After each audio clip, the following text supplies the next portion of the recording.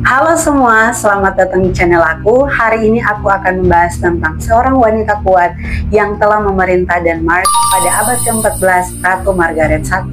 Dari awal kehidupan hingga pada masa pemerintahannya, kita akan melihat bagaimana Ratu Margaret I menjadi salah satu pemimpin yang paling berpengaruh di Eropa pada masa itu.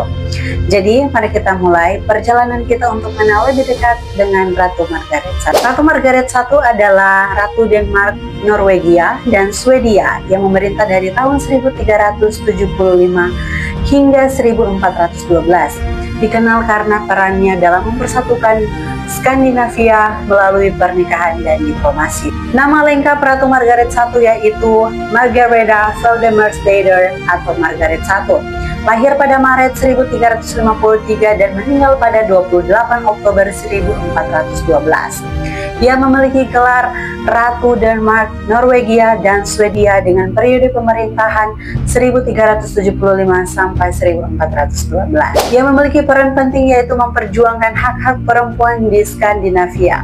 Memperoleh dukungan politik dan militer untuk dinasti baru di Denmark, ia memperluas kekuasaan di Skandinavia melalui pernikahan dan diplomasi. Memperoleh gelar Ratu di Norwegia dan Swedia, ia mendirikan Uni Kalmar yang mempersatukan Denmark, Norwegia, dan Swedia di bawah satu mahkota. Ayah Ratu Margaret I adalah Raja Valdemar IV dari Denmark dan ibunya adalah Ratu Velhik dari Schleswig. Ratu Margaret I memiliki dua suami. Yang pertama bernama Magnus I dari Norwegia, yang merupakan Raja Norwegia. Margaret menikah dengan Magnus pada tahun 1963 dan memiliki satu orang anak yang bernama Olaf IV Hakonsson. Sedangkan suami kedua yaitu Hakon VI dari Norwegia, yang merupakan Raja Norwegia juga. Nah, Hakon ini merupakan saudara dari Magnus. Karena Magnus suami pertama Ratu Margaret I meninggal, maka ia menikahi saudaranya. Pernikahannya dengan Hakon tidak dikaruniai anak.